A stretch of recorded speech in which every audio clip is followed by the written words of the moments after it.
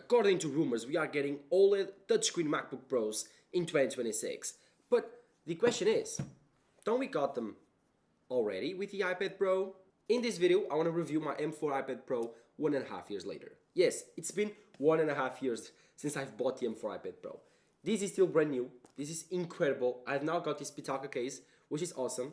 This is not sponsored. I have the Magic Keyboard and I have the Apple Pencil. I have the full M4 iPad Pro combo. It was really expensive, like $2,000 expensive. But I do believe this is the new generation of computers for everyone. 1.5 years later, the iPad Pro has been perfect. No issues with it. The touchscreen interface is the best. It's so easy to use. It has 120 Hz. It is OLED. In its current form, it's so intuitive. And iPadOS has been improving. Now we got Apple Creator Studio with Final Cut Pro.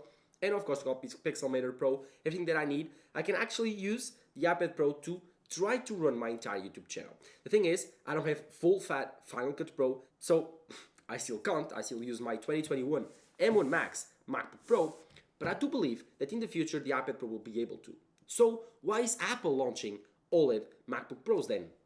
Doesn't make any sense, right? Well, in my last year and a half using this iPad Pro, I can say that it does. Because iPadOS, although it's a really, really good operating system for most people's computer, I do believe it's not your traditional computer. I do believe it's not enough for some. And so having a MacBook Pro that uses macOS, a more traditional computing system, easier for businesses, easier for professionals, makes sense. So I do believe that the iPad Pro will continue to be that everyday computer that everyone loves. So yes, the M4 iPad Pro has been great. The battery life is amazing. I always keep this iPad Pro at 80%. I don't charge it to 100%. I never do. I wanted to actually make this iPad Pro last a long time, and so the battery health is still in a really good condition. The rest of the device is also in great condition. I've put a case on it now from Pitaka, but I also have the Magic Keyboard. I don't wear a screen protector on the iPad Pro, but I don't need it, honestly. And no scratches on the aluminum, so this is a really cool device. And not to forget, this was the thinnest iPad Pro ever. This design was incredible. It's so thin, so lightweight. The bezels are thin. Now we have these FaceTime cameras horizontally, so great for FaceTime calls. It was super lightweight and easy to carry around. Like, look at this. It's ridiculous. You also have only a camera now. Before you had two, an ultra-wide and a main camera. Now you have one single main camera.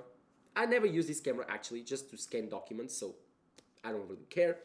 And at all, the M4 chip is awesome. So fast, so responsive, and so efficient. The iPad Pro never gets hot, and the battery lasts a really long time. What are the use cases that I use this iPad Pro for?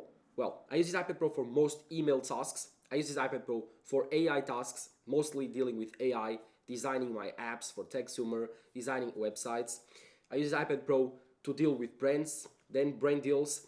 I use this iPad Pro sometimes to video edit some shorts and reels. So, as you can see, I was here editing this short on my iPad Pro. Probably seen this short on my YouTube channel already, but simple, easy. I don't need to take my MacBook Pro out to edit this thing. So, yeah, Final Cut Pro is really good for these things on iPad, but for full-fat videos, it's still not good enough.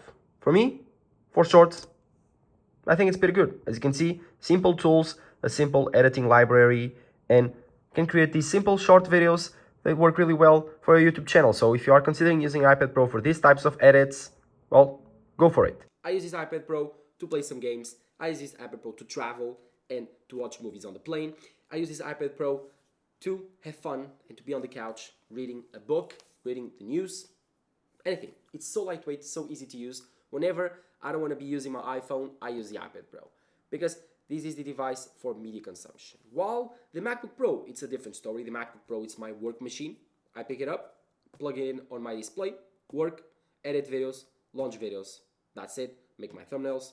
That's it. And then, of course, take out of the external display, take it home, work at home.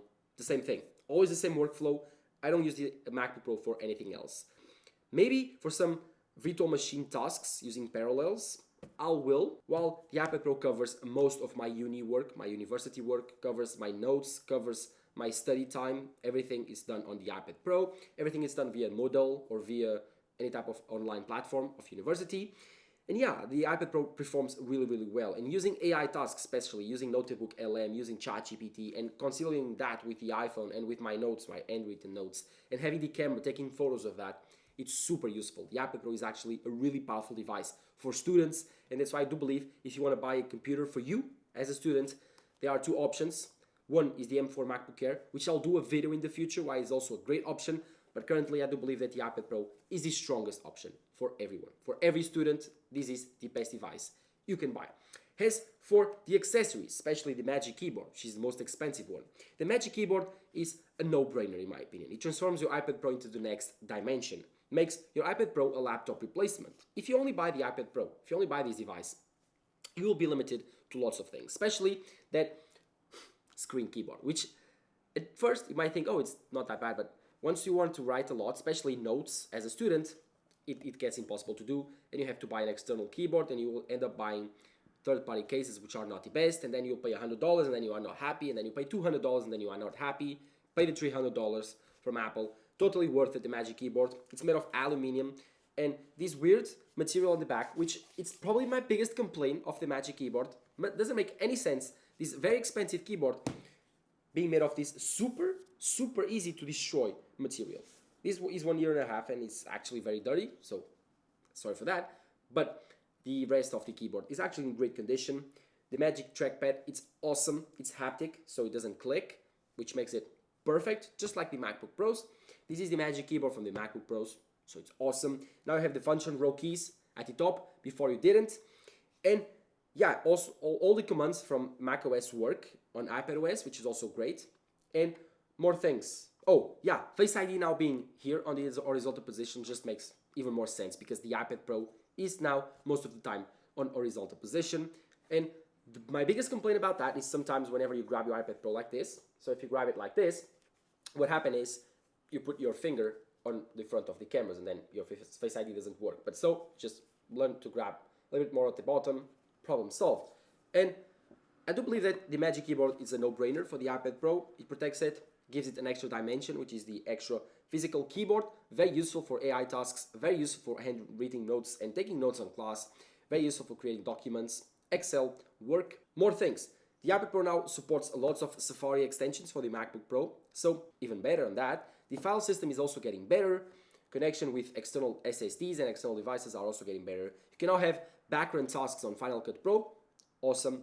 And so iPadOS is growing. iPadOS is slowly becoming a more operating system that is focused more on being a computer and not an iPad, but it will always be a touch-first operating system. And that's a really important factor because I'm seeing currently Apple launching a touchscreen OLED MacBook and thinking, how will they adapt macOS to be touchscreen friendly?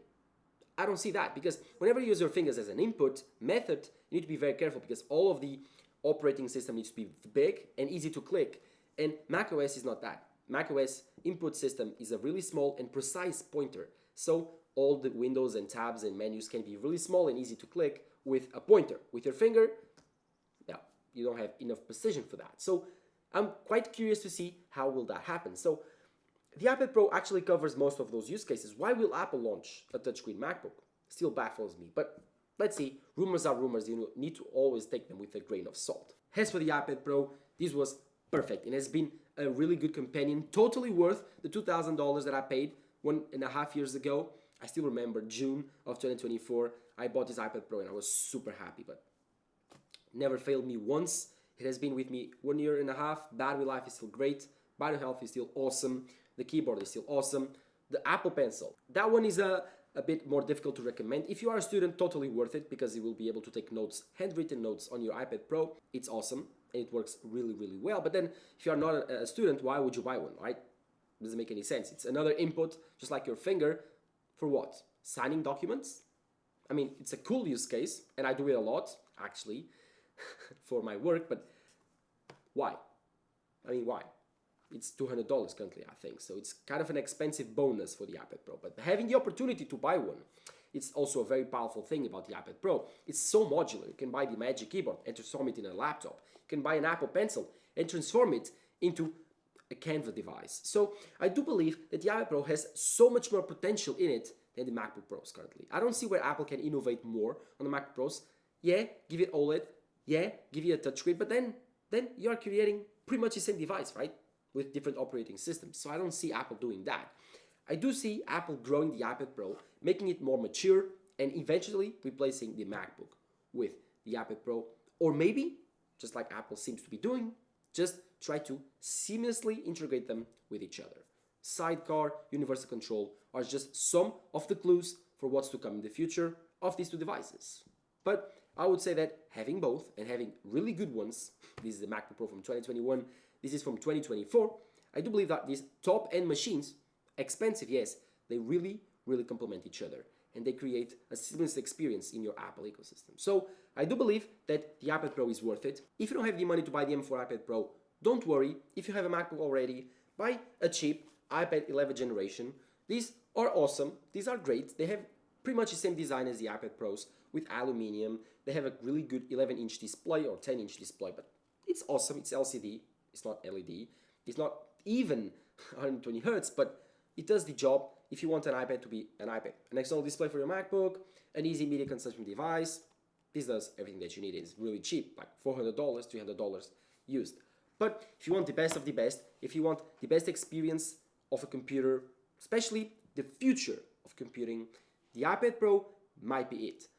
But I will advise carefulness. I would advise to be careful whenever you do it because the adaptation period is tough. Whenever you switch from a MacBook to an iPad, it's tough. It's really tough to actually adapt to the new operating system, to your new restrictions, because they are restrictions, they are compromises.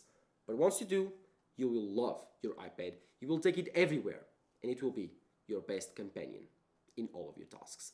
But let me know in the comments below what you think about the iPad Pro. Do you think it's completely useless? Do you think it's overpriced?